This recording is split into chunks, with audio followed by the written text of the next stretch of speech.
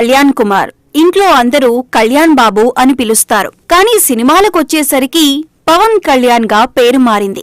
ఆ విధంగా అక్కడమ్మాయి ఇక్కడ అబ్బాయి సినిమాతో పవన్ కళ్యాణ్ సినిమా ఇండస్ట్రీలోకి అడుగుపెట్టారు. 1996 మార్చి 11న షూటింగ్ మొదలై అదే ఏడాది అక్టోబర్లో ఈ సినిమా రిలీజ్ అయింది. ఆ విధంగా పవన్ కళ్యాణ్ సినీ జీవితానికి 28 ఏళ్లు. 1996లో రిలీజ్ అయిన ఈ సినిమాను ఈవీవి సత్యనారాయణ తెరకెక్కించారు. తొలి సినిమా బాక్సాఫీస్ దగ్గర యావరేజ్ అనిపించుకుంది.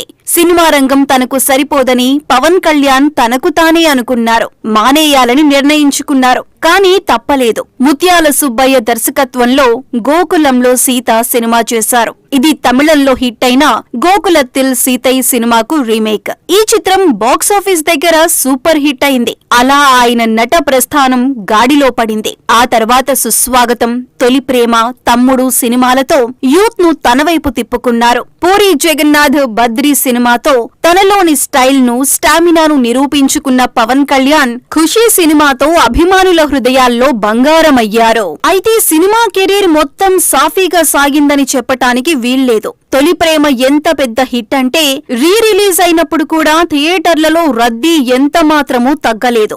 ఇన్నేళ్లైనా ఆ సినిమాకున్న క్రేజ్ తగ్గలేదంటే అప్పట్లో ఆ సినిమా ఎంత పెద్ద హిట్టో అర్థం చేసుకోవచ్చు. తొలి ప్రేమ తరువాత తమ్ముడు, బద్రీ, ఖుషీ వరుసగా హిట్ అయ్యాయి. ఆ తర్వాతే పవన్ సినిమా కెరీర్ లో ఫ్లాప్స్ మొదలయ్యాయి. 2003లో రిలీజ్ అయిన జానీ తరువాత మళ్లీ 5 ఏళ్ల దాకా ఆయనకు సరైన హిట్ దక్కలేదు. 2008లో జల్సా మళ్లీ ఆయన అభిమానులను విశేషంగా అలరించింది. తొలి చిత్రాన్ని నిర్మించిన గీతా ఆర్ట్స్ ఈ విజయాన్ని అందించింది. త్రివిక్రమ్ శ్రీనివాస్ కథ, దర్శకత్వం పవన్ కళ్యాణ్ చేత జల్సా చేయించాయి. ఇక 2012లో గబ్బర్ సింగ్ తో మరో హిట్ అందుకున్నారు. ఇది రీమేక్ సినిమా అయినా బాక్సాఫీస్ దగ్గర దుమ్ము దులిపింది. ఆ తర్వాత వచ్చిన అత్తారింటికి దారేది సినిమా బాక్సాఫీస్ ను షేక్ చేసింది.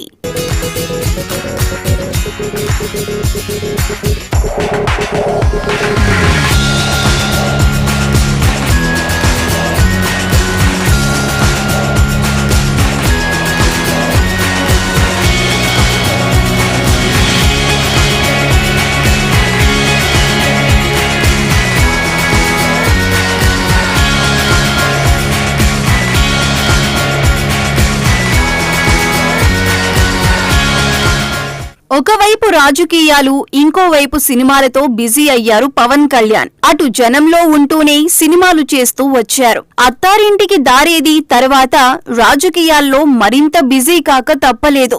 ఆ విధంగా జనం మధ్య ఉంటూ మునిపటి కంటే ఎక్కువగా రాజకీయాలకు సమయం కేటాయించాల్సి వచ్చింది. సినిమాలు తగ్గించినా పూర్తిగా ఆగిపోలేదు. నిజానికి పార్టీని నడపటం కోసం అవసరమైన కనీస నిధుల కోసమైనా నటించాల్సి వస్తున్న సంగతి ఆయనే స్వయంగా చెప్పుకున్నారు. అటు రాజకీయాలు, ఇటు అభిమానులను అలరించాల్సిన ఒత్తిడి మధ్యనే గోపాల గోపాల, కాటమరాయుడు, సర్దార్ గబ్బర్ సింగ్, వకీల్ సాబ్, భీమ్లా నాయక్, బ్రో లాంటి సినిమాలందించారు. తీన్మార్ లాంటి సినిమాలు కొంత నిరాశపరిచినా కాటమరాయుడు, ఆ తర్వాత వకీల్ సాబ్, భీమ్లా నాయక్ ఆయన అభిమానులను సంతృప్తి పరిచాయి. ఎలక్షన్స్ దగ్గర పడటం, రాజకీయాలకు పూర్తి సమయం కేటాయించాల్సి రావటం కారణంగా పెండింగ్ సినిమాల మీద దృష్టి పెట్టలేకపోయారు. ఓజీ, ఉస్తాద్ భగత్ సింగ్, హరిహర వీరమల్లు లాంటివి పూర్తి కావాల్సి ఉంది. పవన్ కళ్యాణ్ తో ఒక మల్టీ స్టారర్ మూవీ చేయాలని ఉందని అన్స్టాపబుల్ వేదిక మీద బాలకృష్ణ అనటం, పవన్ ఓకే చేయటం వాస్తవ రూపం ధరిస్తే అదొక పెద్ద వార్త అవుతుంది. మొత్తంగా చూస్తే పవన్ కళ్యాణ్ సినిమా జీవితంలో సగటున ఏడాదికొక సినిమాలో నటించినట్టు లెక్క.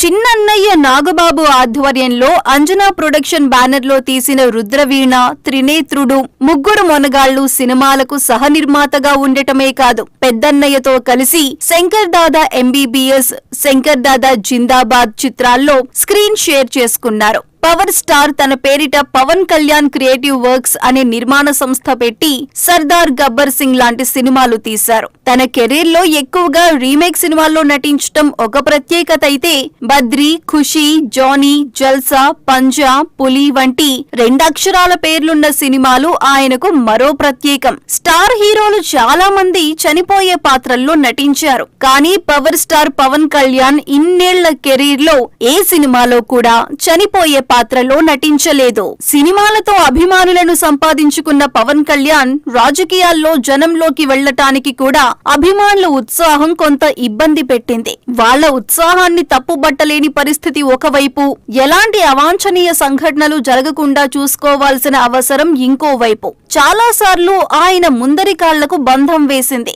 ఆయన పరిస్థితిని అర్థం చేసుకున్న అభిమానులు జన సైనికులుగా మారి క్రమశిక్షణ అలవరుచుకుని బ్రహ్మరథం పట్టిన తర్వాతనే ప్రజాక్షేత్రంలో పర్యటనలు సజావుగా సాగాయి.